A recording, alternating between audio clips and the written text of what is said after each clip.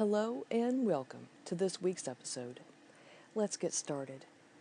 God wanted me to speak to the people all over the world about dreams. God is revealing end-time dreams to people all over the world, and there are many who are struggling with this. They wonder if God is really using them, whether if these dreams are really from God. Well, I hope today's message will help you to sort that out and come to a new kind of peace and understanding with how God is using you. During my daily commute and going around from church to church, speaking and then working through my website, there are people all over the world who are sending in dreams, and they're very unexplained. They can't understand why God would give them end-time dreams like what they are seeing in their sleep. So they have many questions, and they try to reach out to their local churches. They try to reach out to their family, just to get laughed at, ignored, swept under the rug. But the bottom cause is there's no real attention being paid, nor the knowledgeable understanding to handle these types of dreams. For many people who are having these dreams, they're waking up very frightened. They're waking up very worried. They're wondering if they are real, how much time do we have? Well, as far as how much time do we have before these dreams come true, that is up to God. But as for how real they are, that is also up to God. Let's look throughout the Bible how it says in Scripture those who have had dreams, how they were treated, what they did, and how God guided them. Let's look in Genesis, and we're going to be reading out of chapter 37, and we're going to start at verse 5. Verse 5.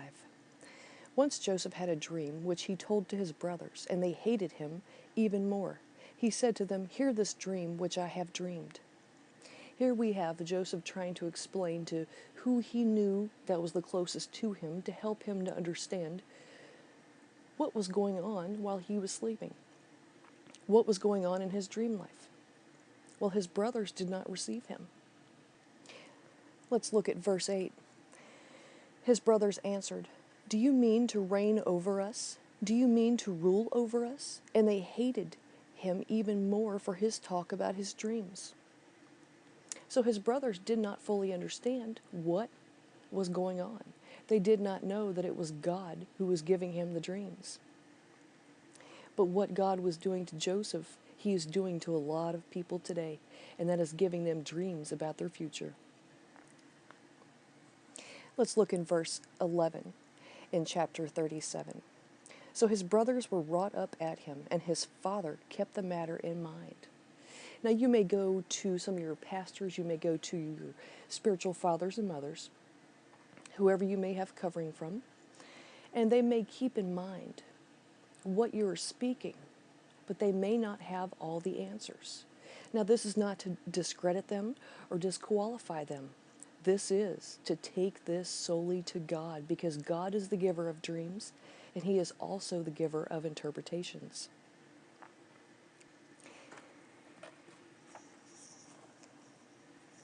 Now let's look in chapter 40 of Genesis, and we will start with verse 12. And here Joseph is again with another dream scenario. And it says in verse 12, "And Joseph said unto him, This is the interpretation of the 3 branches, and they are 3 days." Now what Joseph was doing here was interpreting the dreams of the 2 men that were put in chains by the king. But with their dreams, it was a dream that was not so pleasant to wake up to. And it says that they were troubled. If you look, in the beginning of the chapter of 40 in Genesis, the 2 men were troubled from these dreams. They did not have the understanding of what was going on.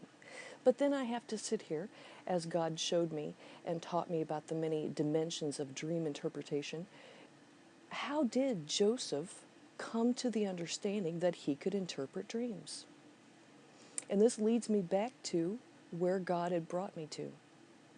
And that is, man will not always have the answer to God's oracles of life. And yes, dreams are considered an oracle of God because God uses dreams while we are asleep.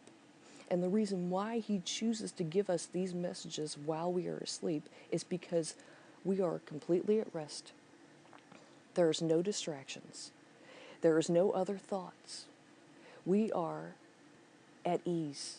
We are at peace. And God reveals these things to us at those times because he has our full attention.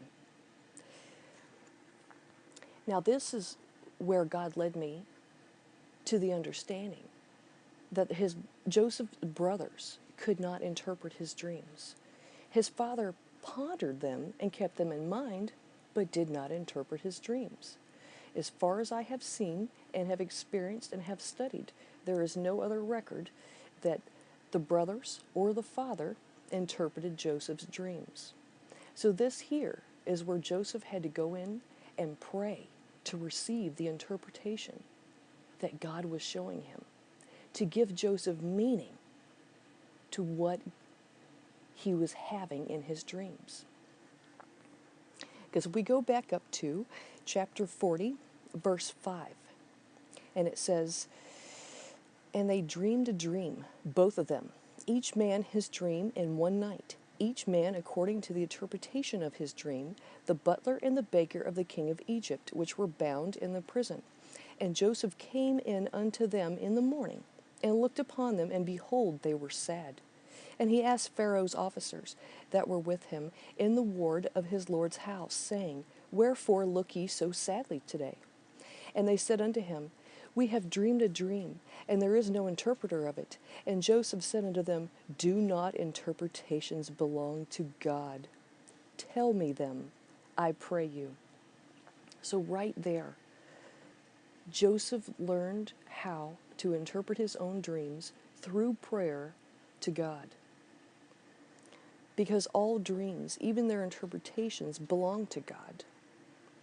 And if you have any question whatsoever about the dreams you're receiving at night, I encourage you, go into prayer and ask God for their meaning. Now today, there are many people offering dream interpretation, and it could either be a trap or a blessing. But here's how you would identify what is a blessing and what is a trap. You have dream interpreters from all faiths, but you see, God would have you to go into prayer versus to go and talk to a pagan or a psychic or a dream interpreter that follows another faith or receives their information from demons, books, and false doctrines. Now today in the church, we have many people who have written books of dream symbols, how to interpret your own dreams. And I have read those books. But what I have found is there are similarities. There's like a one-size-fits-all interpretation if you dream a certain dream. But the meaningful way that I have found that has benefited my walk in the Lord and others' walk in the faith, and that is to just go into prayer and ask God for the interpretation. And God has shown me many ways of how to go into prayer and receive interpretation for my dreams and the dreams of others. But the best way He has taught me to keep a dream diary. So whenever I awake from horrible dreams or joyful dreams or dreams that cause confusion, or I wake up with a lot of questions, I have a dream diary beside my bed and I write down the dream. But I always leave enough space after I have entered the dream for the interpretation. And I continue praying over these dreams and praying over them. And God reveals, either through His voice, through a vision, through another dream even, what the interpretation is. And once I have found the interpretation, then I enter in the interpretation to that dream. But I always leave enough room if I have to add more interpretation to it, or if I have a double dream. And what I call a double dream is you will dream one dream, you will receive a portion of the message, and then later on you will dream the same dream, but then you will receive another portion. Whenever you have multiple dreams like that, that is a sign, and it could also be a warning of what is to come, and God is preparing you for what is to come by getting you ready with awareness. Because the power of awareness has an equipping stage that we all enter into. And once we are equipped due to awareness of any situation, then we are able to handle that situation in more peace and more clarity and make it through. But keeping a dream diary helps the person to figure out, okay, is this really from God?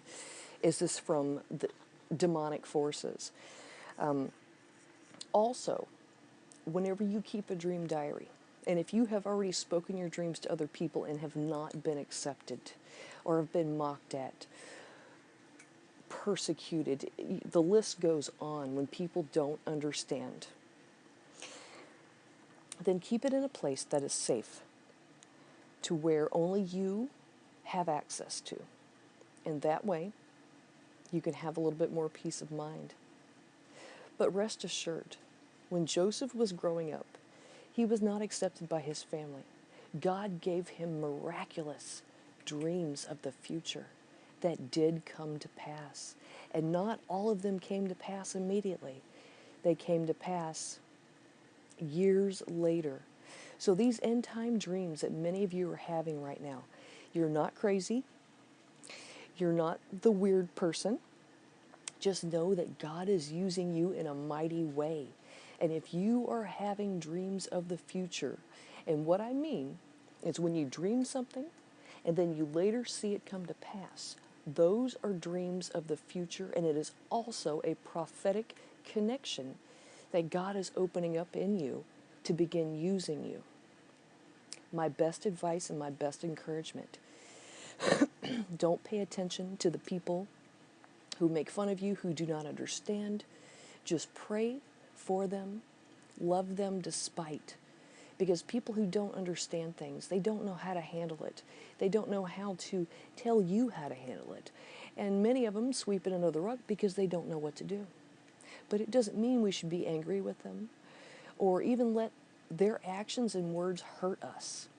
We should gird up our own loins and keep moving forward. So those of you who are having these end time dreams, you're not alone. There are people all over the globe. And not only that, they're also in the same situation as you. They don't have the answers or the interpretations. So they sit and they ponder, what could this mean? How is God using me?